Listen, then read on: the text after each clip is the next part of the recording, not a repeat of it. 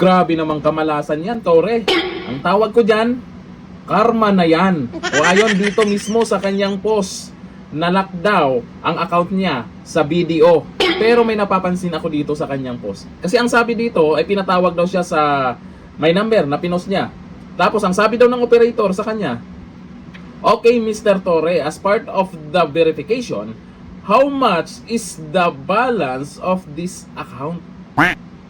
Pero ang sabi niya, "Aba, kung alam ko, hindi na ako tatawag sa inyo. Kaya mga tumatawag ako kasi hindi ko ma-access ang account ko." Ay, hindi mo masagot-sagot kung magkano yung laman ng account mo. Obo, imposible yan ha. Napakasimpleng tanong lang yan. Siyempre, yung bangko, tinatanong lang naman niya kung ano yung alam mo sa bank account mo. Imposibleng hindi mo alam yan. Simpleng tanong, hindi mo masasagot, nagrereklamo ka pa. Aba, merong mga nagtatanong, ay baka naman masyadong malaki yan. Hindi na matatandaan kung magkano yan. Mukhang tuloy-tuloy yung karma mo, Tore ah. Diba? Anyari sa pagiging PNP chief mo.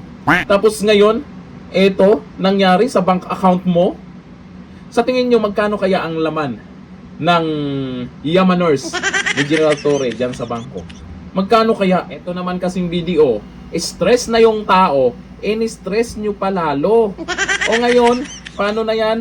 Mukhang kinakabahan siya kung saan mapunta ang kanyang pinaghihirapan. Pinaghihirapang kayamanan. Magkano kaya laman? Malamang malaki yan. Siyempre, sa trabaho niya, di ba? May mga bali-balita doon sa pagka-aresto kay Tatay Digong, talagang pumaldo din daw siya. Bakit paano mo nyo nasabing pumaldo? Ginagawa lang naman niya ang kanyang trabaho. Oh. Nako, video.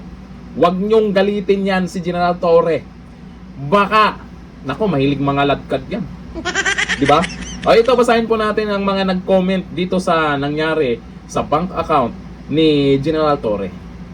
Ito ha, ang sabi ni Andro Mingo, ang pinakamalas na tao sa buong mundo. Ay, hindi lang basta malas yan, talagang kinakarma na yan. Baka mayroon na namang nagtitirik pa rin ng kandila dyan ha. Kasi nung panahon na inaresto niya si Tatay Digong, ang daming nagtitirik ng kandila.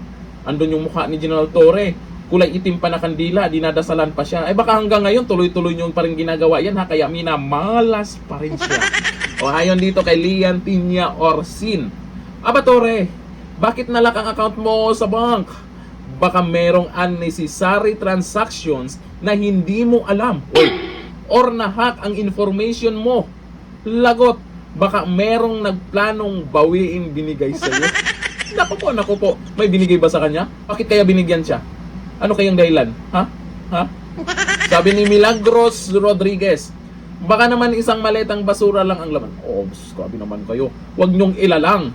Pag account ni General Torre, talagang alam ng karamihan magkano ang iaabot niyan. Hindi lang basta-basta lang yan. Sabi ni Redfield Lee Laungawan, nako, binawi na, di na ibibigay yan, sir. Hindi naman kayong ganyan. Kinabahan na nga yung tao, minalas-malas na nga. Tatakutin nyo pa. Sabi ni Amor Ina, baka sakali kalad ka rin mo ang video, Torre. Naku po, naman. Hindi naman gagawin ni General Torre yan. Di ba?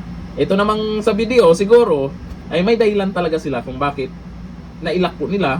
At napakasimpleng tanong lang naman yan, General Torre, sa'yo, nai-stress ka pa? Yan lang naman ay mga personal na alam mo sa account mo para masisiguro ng BDO na ikaw talaga yan. Account mo talaga yan. At may mga katanungan po talaga yan sila. Ako naranasan din ko po yan pagdating sa ganyan. Nagkakaproblema. Baka may gustong i-hack yung account mo, kaya nilak nila for safety. Diba? Baka na-hack yung account mo, nilak nila para hindi magalaw kung sino man.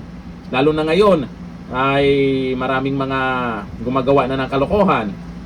Tama lang naman yung ginawa ng video, Torre. Ikaw naman masyado mong ini-stress sarili mo. Kailangan talaga magtatanong sila.